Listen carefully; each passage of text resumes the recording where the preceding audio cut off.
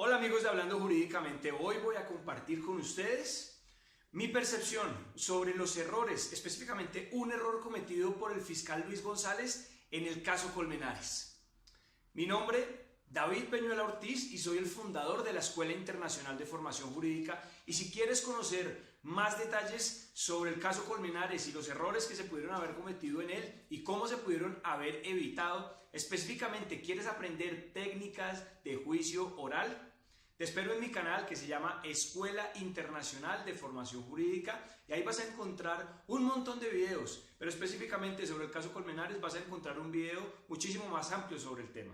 En este video voy a compartir contigo 3 puntos. El primero: hubo errores por parte de la Fiscalía en el momento en el que el señor Luis González, fiscal de ese entonces, desarrolló el caso. Segundo, ¿qué tipo de errores? Y tercero, ¿cuáles fueron las consecuencias de esos errores? Entremos de lleno al punto. ¿Hubo errores en el caso Colmenares, al menos en lo que tiene que ver con la actuación del señor Luis González? La respuesta es sí, rotundamente. No hay lugar a duda de ello. La pregunta es, ¿qué tipo de error? Y ahí pasamos a la segunda pregunta del segundo interrogante. El tipo de error es no haber realizado una profundización en relación con lo que tiene que ver con el conocimiento del testigo. Y es que cuando hablamos de técnicas de juicio oral, hablamos específicamente sobre un punto que se llama la planificación del interrogatorio y del contrainterrogatorio de nuestro testigo. ¿Y por qué o cómo se puede entender y cómo se puede definir precisamente esta técnica que acabo de mencionar? Se puede definir como aquella preparación previa a la audiencia de interrogatorio y de contrainterrogatorio con nuestro testigo que nos permite establecer, entre otras, y algo súper importante, si nuestro testigo es mentiroso o no es mentiroso. Y esto precisamente fue lo que obvió el fiscal Luis González. No realizó la preparación de su testigo, entendida como la verificación de si su testigo es o no es creíble. Y luego, cuando fuimos a la parte, o cuando él interrogó a sus testigos, pues, o más bien cuando en la contrainterrogación que le hizo la defensa a los testigos, específicamente a los testigos Ayola y Martínez, aportados por el fiscal Luis González, en sede de contrainterrogatorio, se evidenció que evidentemente el fiscal Luis González no realizó la preparación de sus testigos. En punto del señor Ayola, ¿qué sucedió? Sucedió que el señor afirmó que él vio cómo Carlos Cárdenas, el día de los hechos, es decir, el 31 de octubre del 2010, cómo Carlos Cárdenas le asestó un botellazo a Luis Colmenares en la cabeza, en la cara. Sin embargo, en el contrainterrogatorio, la defensa aportó un certificado del empleador del señor Ayola, que para ese entonces se desenvolvía como guarda de seguridad, en el que certificaba que el señor Ayola, el día de los hechos, se encontraba laborando como guarda de seguridad en un conjunto residencial que se encontraba al otro extremo de la ciudad.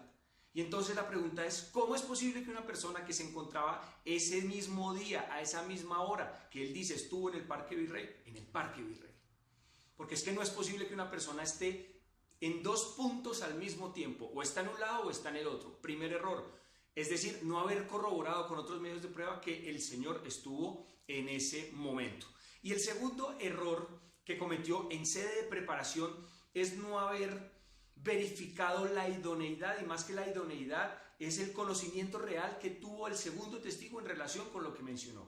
El segundo testigo es de apellido Martínez y el señor afirma en parte lo mismo que afirmó el señor Ayola, que es haber visto como Carlos Cárdenas le había asestado un botellazo a Luis Colmenares en la cabeza. Sin embargo, adicional a ello, mencionó que también vio cómo Carlos Cárdenas y un grupo de amigos de Carlos subieron al vehículo a Luis Colmenares luego de haberlo agredido y se lo llevaron. Y cuando el fiscal del caso le preguntó si reconocía, si podía identificar el vehículo, él dijo que sí, y dio la nomenclatura exacta de la placa que identificaba ese vehículo. La pregunta es, ¿cómo es posible que después de un año una persona se acuerde de las placas de un vehículo que solo vio por una vez?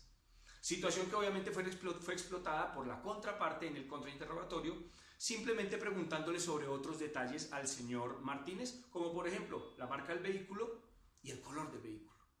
situaciones que no fueron respondidas por parte del señor Martínez. Y la pregunta es, ¿cómo una persona puede acordarse de situaciones tan difíciles de recordar como placas y números y no puede acordarse de tal vez el color del carro y tal vez de la marca del carro? Amigos, estos errores son fatales. Definitivamente lo que hicieron fue restar la credibilidad de esos testigos. ¿Y cuáles son las consecuencias, ya abordando el tercer punto, de todo esto? Pues que evidentemente se restó la credibilidad de los testigos, se restó la credibilidad del señor Luis González y se restó la credibilidad de la Fiscalía General de la Nación como ente investigador. Y no solo eso, sino que la percepción de la justicia por parte de nosotros, los ciudadanos o los administrados, en relación con lo que pudiera ser la Fiscalía, pues definitivamente no es la mejor.